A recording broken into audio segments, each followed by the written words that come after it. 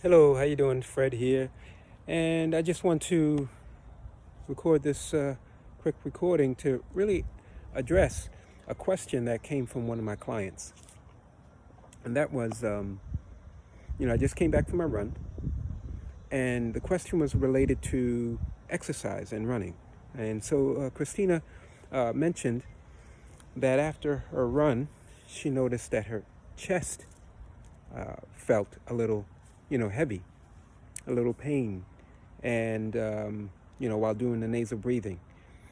And Christina, she's in the armed services, so the demands for the exercise is a little bit more than what her breathing can tolerate. And so, how this applies to everyone is that you got to think about exercise.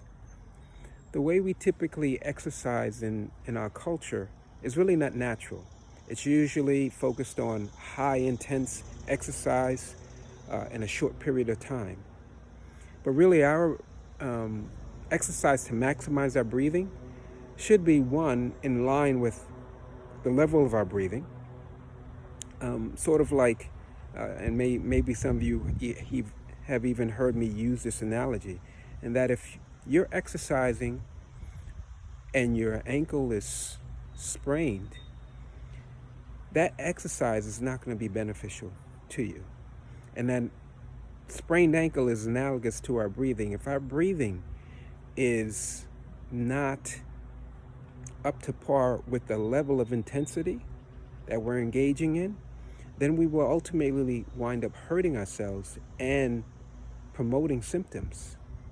So it's important that you exercise, whatever level of intensity of exercise, that you use your nose, you use your breathing as your coach to help give you a frame of reference as to what is healthy and what is not healthy for you, so that you can in turn fairly quickly, depending on your consistency and your level of control, increase your breathing ability, increase your breathing strength, so that way it can support a greater level of intensity that's comfortable within your framework.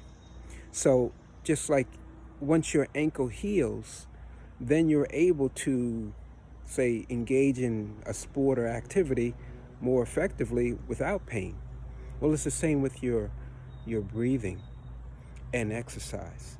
Be sure that the exercise you engage in, one, is challenging, but it also is supportive and respectful of your breathing, so that they can synergistically work together to improve the intensity, the ability of your intensity of your exercise, and then you can scale up.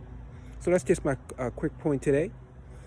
Keep that in mind. Listen to your body.